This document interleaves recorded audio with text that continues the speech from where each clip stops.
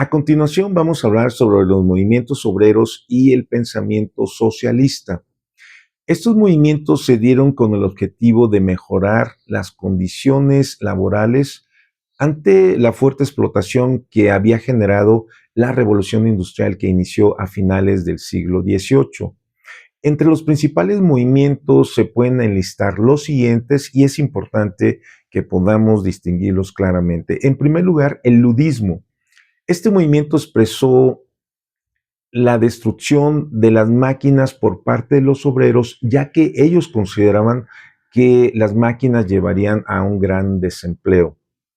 El segundo movimiento fue el cartismo, que buscó reformas políticas y derechos laborales enviando cartas al Parlamento, de ahí viene su nombre, es decir, una transformación social por medios pacíficos.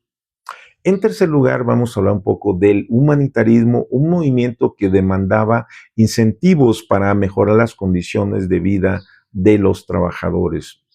Tenemos también el socialismo utópico, que tuvo como principal representante a Robert Owen, aunque en Francia el representante más importante fue Charles Fourier.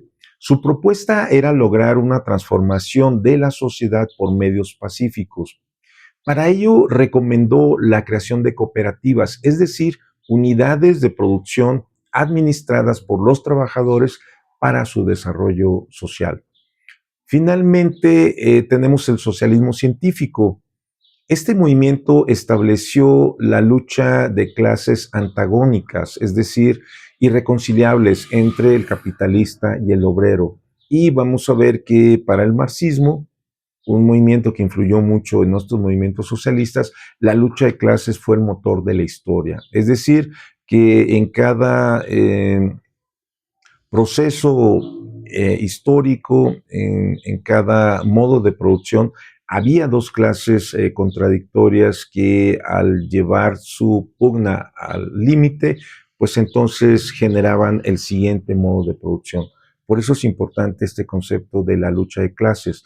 Desde luego el socialismo científico planteaba la eliminación de la propiedad privada para convertir a los medios de producción como propiedad social, es decir, propiedad del Estado. Igualmente ellos planteaban una dictadura del proletariado para convertir a los medios de producción precisamente como propiedad social, es decir, que ellos planteaban que quien debía gobernar eran los trabajadores, el proletariado. A eso se le llamó la dictadura del proletariado. Este pensamiento, es decir, estamos hablando del socialismo científico, fue desarrollado en un documento muy importante titulado El Manifiesto del Partido Comunista, que salió a la luz pública en 1848, escrito por Karl Marx y Friedrich Engels, a su vez ideólogos de la filosofía del materialismo histórico dialéctico. Este método de análisis de la historia es muy importante porque analiza el devenir de las sociedades donde el hilo conductor, como dijimos, es la lucha de clases en los distintos modos de producción.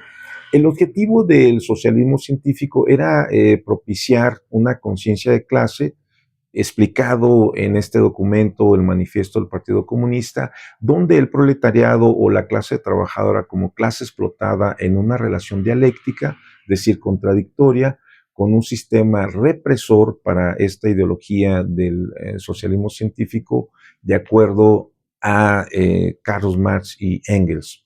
Otra ideología y movimiento social que se dio durante esta etapa histórica fue el anarquismo. Este movimiento rechazaba todo tipo de autoridad y control por parte de cualquier grupo gobernante o autoridad religiosa. Con todo, a finales del siglo XIX se va a dar la ideología del nacionalismo, un fuerte movimiento de unificación en Europa, como por ejemplo el caso de la unificación de Italia. Aquí, como se vio a comienzos del siglo XVIII, Austria y Francia mantenían un poder político y una presencia geográfica superior a otras potencias, especialmente Italia, que luchaba por alcanzar una unidad nacional. Un antecedente de esto último fue el surgimiento de un movimiento muy importante en Italia conocido como los carbonarios. Eso fue en 1820, ellos buscaban organizar rebeliones, aunque éstas fueron controladas. En ese esfuerzo por lograr la unificación italiana, jugó un papel importante el rey Víctor Manuel II al encabezar la derrota de Austria y hacerse de los territorios del norte que habían estado en sus manos, gracias a la alianza con Napoleón III. Otro personaje importante fue Giuseppe Garibaldi, quien se opuso al rey Fernando VII, encabezando una lucha de corte liberal en Nápoles y Sicilia. Finalmente se configura la unificación total del Reino de Italia en 1870 con la anexión de los antiguos estados papales y de Roma. Ahora vamos a terminar este segmento con la unificación de Alemania, explicado brevemente. Esta unificación inicia con una primera etapa político-militar con el ascenso al poder en Prusia de Guillermo I. No obstante, un protagonista central fue, sin duda, el primer ministro Otto von Bismarck, llamado el Canciller de Hierro. Él fue una figura importante que lideró a su país en guerras contra diferentes imperios para lograr la unificación alemana con la firma del Tratado de Frankfurt, apoderándose además de las provincias de Lorena y Alsacia que pierde Francia.